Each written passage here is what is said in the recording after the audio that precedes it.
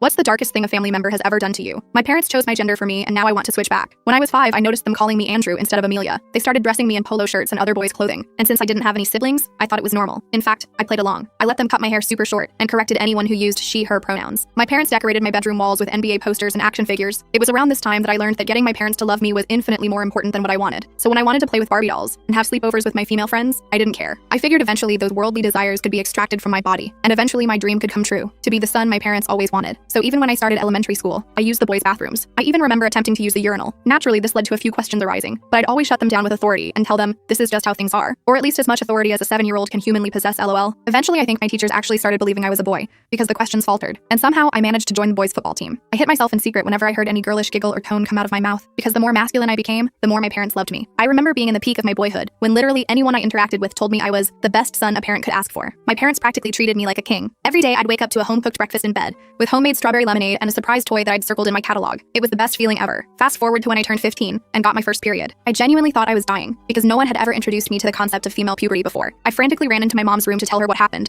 expecting her to call an ambulance or something. Instead, her face turned ghost white, so I lunged at her for a hug. "Get away from me!" she screamed, before curling up into a ball and having a mental breakdown. That's when my dad barged into the room. "Honey, what the F is going on? Andrew just got his period." As soon as she told him, he grabbed my wrist, dragged me into another room and locked the door. "Amelia, I need to tell you something." It was the first time my dad had ever called me Amelia, so I knew it was serious. "You may have noticed by now that you aren't exactly a boy." I nodded in relief. It was a truth that I had waited to be acknowledged for a very long time. And that's when all the pieces of the puzzle finally came together. Turns out I did have an older sibling, a brother, one that my parents were extremely excited to raise. But there were complications during his birth, and my mom had a miscarriage. My dad tried to convince her to take some time off work and let herself grieve, but she refused. And instead, she kept pushing my dad to put a baby inside her. So when they found out I was a girl, all the grief that my mom had suppressed resurfaced. And the only way my dad combated it was by raising me as Andrew, instead of Amelia. That's when my dad broke down in tears. It was one of those extremely painful sobs, and I could tell he was just letting everything out. I froze, the truth hitting me like a punch to the chest. My entire life had been built on the ashes of a brother I never knew existed. Still, I was somewhat relieved that my facade was finally over, because I wanted nothing more than for my parents to love me for who I was, until my dad proceeded to take my silver lining and shit all over it. "Son, I need you to keep being Andrew for a while, just until you move out. Think of it as a favor to your mother." "A favor?" I snapped. "I've been living my entire effing life hating myself for who I was, all because of you." My dad's eyes were instantly filled with sorrow. I knew he was just trying to keep the peace and make everyone happy, but enough was enough.